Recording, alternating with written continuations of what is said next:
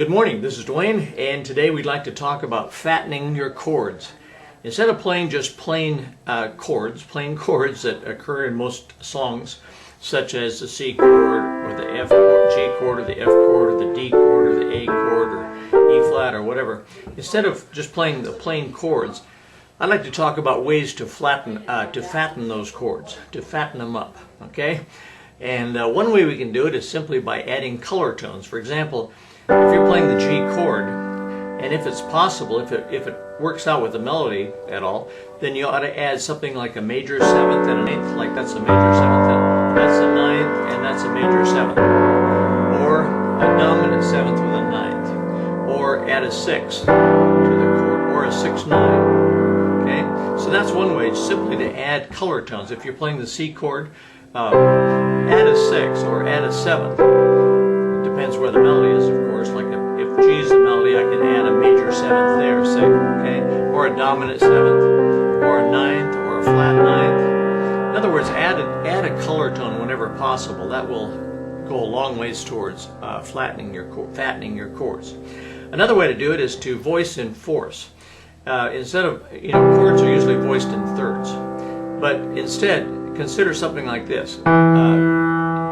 It involves color tones as well, but like you could voice a C chord like this: E on the bottom, A, and then D.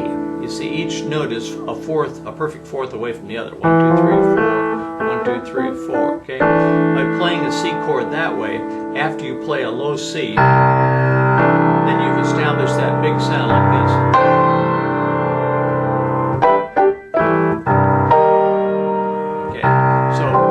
And fourths, that gives a much more contemporary sound. But to do that, you have to play a root of some sort. For example, if it's a C chord, you have to play a low C or a low C and G, or better yet, maybe the whole roll of tenths like that.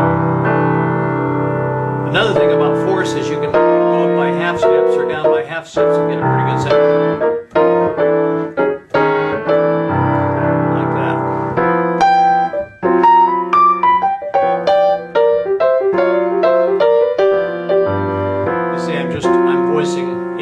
And I'm moving up by a half step, and that makes a nice contemporary sound.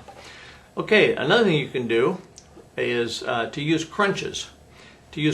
Crunches are where you slide down on a chord. In other words, instead of just playing it like that, say we're playing that chord, instead of playing it like that, just take it from the top down.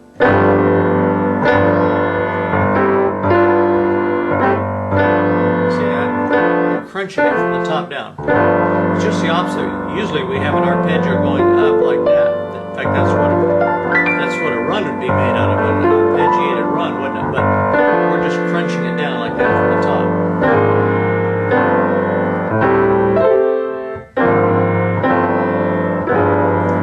Now you don't want to overuse that, but that's one way you can make your chords fatter.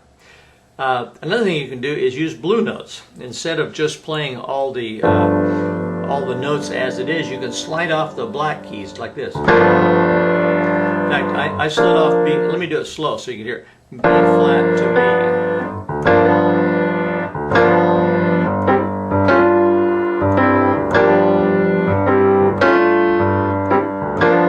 See, that gives a little impetus to the sound, doesn't it? In fact, I can slide off 2 black keys here.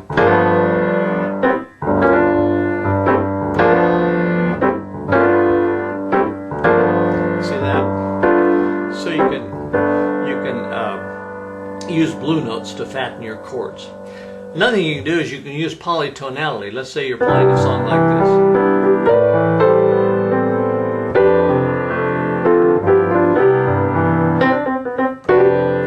Hear that?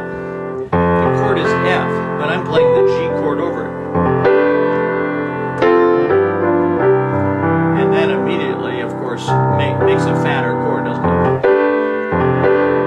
Of course, you have to resolve it and to get off the polytonality back to the tonality.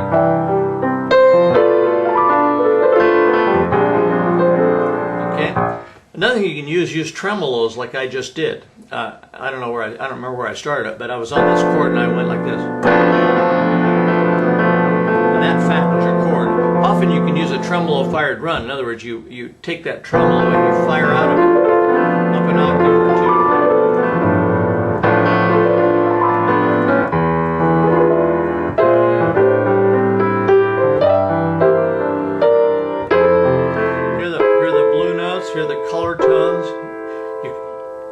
crunches.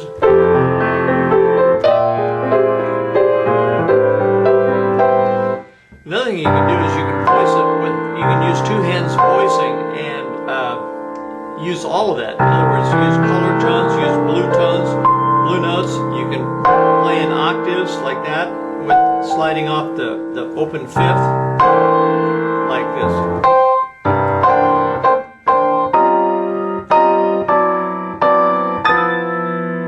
See that? You get a big sound like that. You get a fatter sound. Okay? So those are just a few ways. We've considered maybe 6 or 7 ways to make your chords fatter.